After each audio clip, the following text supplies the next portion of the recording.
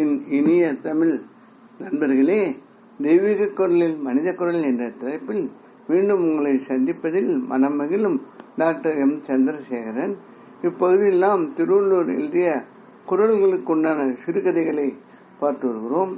இக்கால மனித வாழ்வில் நடைபெறும் வாழ்வு நிகழ்வுகளை இக்கதைகளின் பொருளாக கொடுத்துள்ளதால் திருவள்ளுவர் கருத்துக்கள் எக்காலம் பொருந்தும் என்பதையும் இதன் மூலம் நாம் உணரலாம்.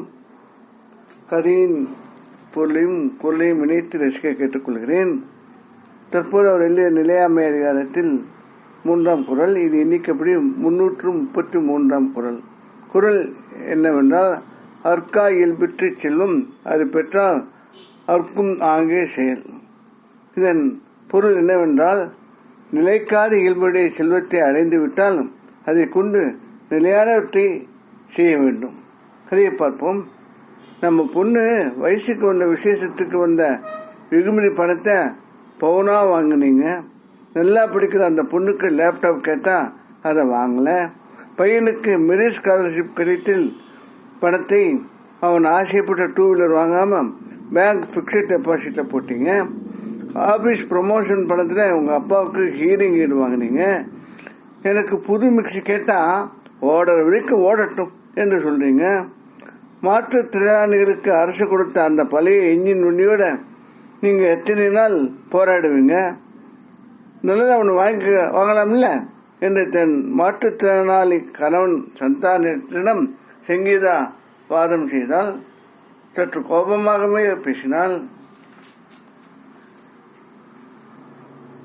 அதற்கு எல்லாமே செய்ய போற சமாச்சாரம் தான், எது முக்கியமோ அதை செய்கிறேன் என்று சந்தானம் சொல்ல, அப்ப நான் சொன்னதெல்லாம் மீன் செலவா என பொறுமினாள் சங்கீதா.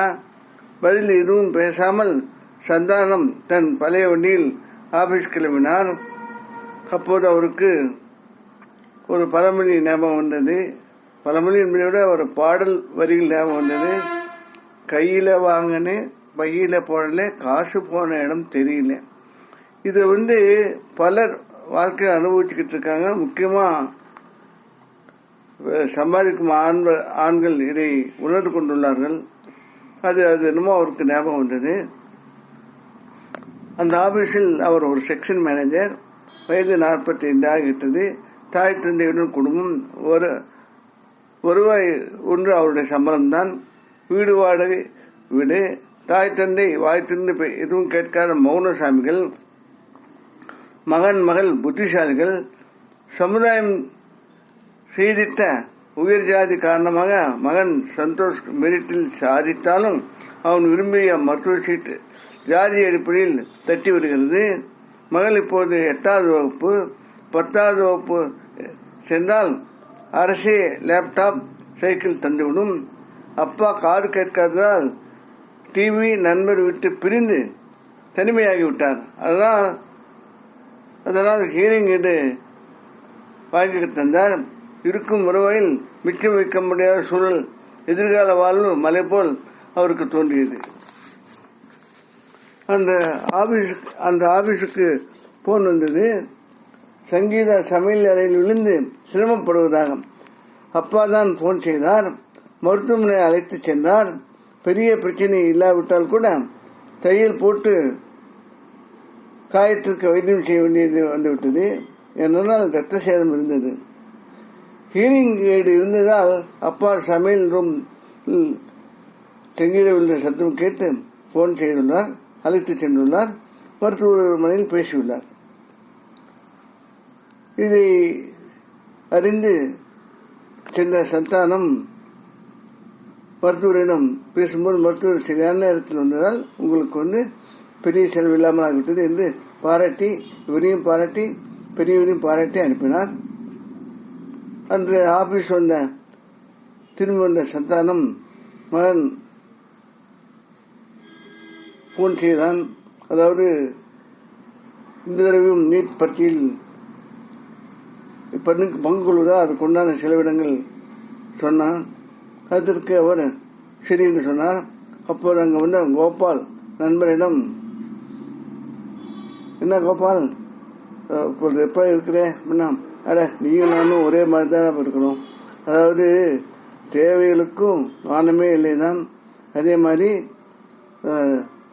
செலவுகளுக்கும் வானமே இல்லைதான். இப்போ இன்னைக்கு நடந்ததுல நானும் கேள்விப்பட்டேன். உங்க அப்பாவுக்கு செலவு, இப்போ பையன் நீட் பரீட்சைக்கு கேட்டுக்கிறான், எல்லாமே இருக்கு. இதெல்லாம் என்ன செய்யுது? ஆனா ஒரு சின்ன ஒரு பாட்டு எனக்கு ஞாபகம் வருது. அத எதற்கு சொல்றேன்னா, நம்ம ஆண்கள்ங்கிற முறையில ஒரு சில சமயத்துல செலவை பிரிச்சு பார்க்கிறோம். ஆனா ஆண்களையும் சரி, ஒரு சிலர் பெண்களையும் சரி, பலர் அது செலவுகளை பிரித்து பார்ப்பதில்லை. இதுல ஒரே ஒரு பாட்டு எப்படி ஞாபகம் வருதுன்னா, வாடகை சோப்பா 20 ரூபாய், விளக்கு வாங்கினால் 30 ரூபாய் என்று ஒரு பாடல் வரிகள் வரும். அது மாதிரிதான் வாழ்க்கை இருக்குது. சரி, போராடி பார்ப்போம் என்று சொல்லி கோபால் விடைபெற்றார். அந்த வருடம் தேர்தல் நடைபெற அதில் வென்ற கட்சி வாக்குறுதிப்படி வீட்டிற்கு மிக்சி ஃபேன் இலவசமாக வந்தது. அதே சமயம் அரசு பள்ளியில் பயின்ற மாணவருக்கு தனி ஒதுக்கீடு மருத்துவ படிப்பில் தர மகன் சந்தோஷ்க்கு மருத்துவ சீட் கிடைத்தது. ஆபீஸில் அந்த விட அதிக லாபத்தால் மகிழ்ந்து சந்தானத்தை காரணம் காட்டி ஒரு புது இன்ஜின் வண்டியை சந்தானத்திற்கு மாற்றுத்திறனாளி வண்டியை தந்தனர். வங்கிக் கடன் சந்தோஷ் பிக்ஸ்ட் டெபாசிட் பணம் மருத்துவ படிப்புக்கு உதவியது. அவர் நினைத்தவனம் மகள் மெகுமாவிற்கு 10வது வகுப்பில் சைக்கிள், லேப்டாப் கிடைத்தது அரசு உதவியால். இப்போதெல்லாம் இதெல்லாம் பார்த்த சங்கீதா சந்தானத்திடம் எதுவுமே கேட்பதில்லை. பதவி உயர்வாக கிடைத்த பணத்தில் வருடம் ஒரு முறை தன் தந்தை பிறந்த நாளில் அனாதை இல்லத்தில் அன்னதான ஏற்பாடு செய்தார். முடிந்தவரை அவ்வப்போது தங்கம் வாங்கி சேர்த்தார். மகளின் திருமணத்திற்காக சேர்த்தார். மருத்துவ இன்சூரன்ஸ் செய்து குடும்ப நலனை பாதுகாத்தார். இத்துடன் கதை முடிகிறது. அன்பு நண்பர்களே, சம்பாத்தியம் ஒவ்வொரு சிறந்த நிலையாக உள்ளது. சம்பாத்தியம் உண்டாக்குவதே ஒரு சிரமமான சூழலில் சம்பாத்தியமும் ஒரு நிலையாக உள்ள போது அதை நாம் நல்லபடியாக உபயோகப்படுத்திக் கொள்ள வேண்டும். அதில் முக்கியமான செலவுகளை நாம் செய்ய வேண்டியிருக்கும். ஒரு சிலவற்றை நாம் தேவை இருந்தாலும் தள்ளி வைக்க வேண்டியிருக்கும். அப்போதுதான் நமது எதிர்காலமும் நன்றாக இருக்கும், பயனாக இருக்கும் என்பது பலரின் வாழ்க்கை அனுபவம். அதை நாம் கண்கூடாக பார்த்து வருகிறோம். மேலும் சேமிப்பு என்பது சிறிதாக இருந்தாலும் காலப்போக்கில் அது பெரிதாக வளர்ந்து நமக்கு அது உதவுகிறது. இந்த சேமிப்பு என்பதை நான் நினைக்கும் பொழுது அது செல்வத்தில் மட்டுமல்ல, மனதிலும் மகிழ்வாக இருப்பது, மனதில் இடமாக இருப்பது, மனதில் சிந்தனை தெளிவாக இருப்பது என்பது எல்லாம் ஒன்றுதான்.